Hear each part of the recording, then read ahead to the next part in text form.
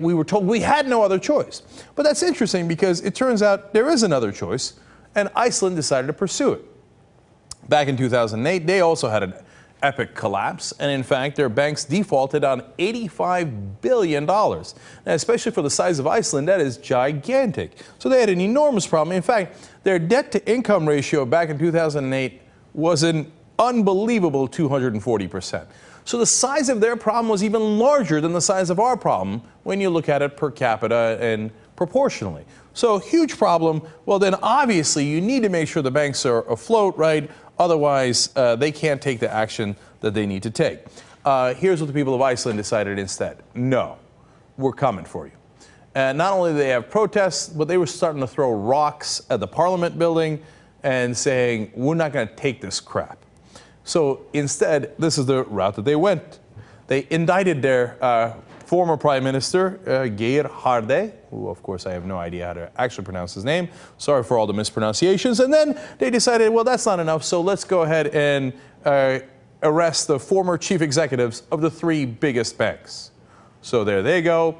And over 200 criminal charges for the bankers. Now, wait, we were told here in the United States, well, you can't do that. Oh, these are the bankers. You can't do that. You'll destroy the economy.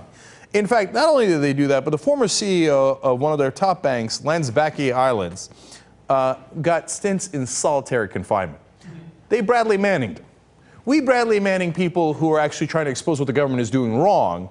They do it for people who actually destroy their economy. Who's more logical? Well, let's find out. So what was the result of all this? Well, this is interesting. They decided to give actual relief to the homeowners. So what they did was they forgave debt exceeding 110% of home values. So if you were underwater and it was above 110%, they just forgave that portion of the debt. Now, here in the U.S., that makes people in power's head explode. How could you, these irresponsible people? Who, the bankers who crashed the economy? No, I love those guys. No, the homeowners who got tricked by the bankers into taking these loans with exploding interest rates. No, we can never forgive them. But wait, Iceland did it, so we'll see how that turns out. And then they had a loss equivalent to 18% of the gross domestic product. The banks did. Again, we were told, what, 13% of GDP for the banks? What can you do? They don't do it, don't do it. And the debt was relieved for more than a quarter of the population. Again, here they would say, no way, that's actually helping real citizens. That would be a death knell for the economy. Okay, interesting. So how did it turn out? Oh, damn it. Look at this. In 2009, their economy tanked. It shrank by 6.7%. So I guess they were right? Iceland's economy goes down in 2009 to 6.7, down 6.7%. So they were right. Wait, wait, I'm getting further numbers here. What am I hearing? Oh, it turns out that in the ensuing years, in 2010, it went up 2.9%, and then in 2011, it went up 2.4%.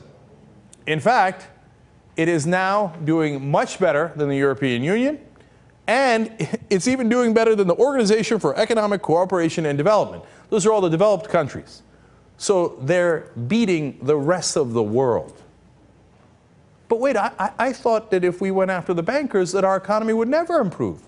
That we would be in desolate condition and we would be in a depression that we couldn't possibly recover from. It turns out that if you actually help your citizens and jail the bankers, it actually helps your economy greatly. Now, Iceland doesn't even want to join the European Union anymore. They're like, why would we join those losers? Those guys are still trying to prop up their banks, their bank executives. They're still funneling money to all those guys and doing austerity for their citizens, cutting from their citizens and giving to the bankers. That is a proven failure of a strategy. It didn't work in Europe. It hasn't worked in the United States of America. The one place where they did what at the time Paul Krugman said, I said, Simon Johnson said, so many other of top economists said, hey, why don't we nationalize the banks? Why don't we give relief to actual citizens instead of the top banking executives that caused the collapse? Well, they tried it in Iceland, and it worked. It worked better than almost anywhere else in the world. Finally, Fitch Ratings, which gives them, of course, the ratings based on, how well they're doing, how stable they are, etc., had to conclude at the end, quote, The unorthodox crisis policy response has succeeded. It was so unorthodox to actually give the advantage to the citizens rather than the bankers, but shockingly enough, it has succeeded. There is another way of doing it.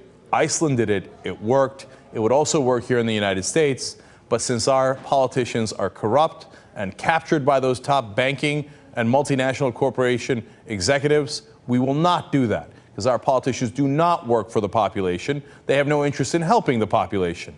They work for the banking executives and all of their other top donors. So don't let them lie to you and tell you, oh no, we have to help the bankers, otherwise there's no way to help the economy. It is the exact opposite of the truth. If you actually went after the bankers, you would help the economy. And if you needed any more reason to hate Tim Geithner, well, this will do it for you.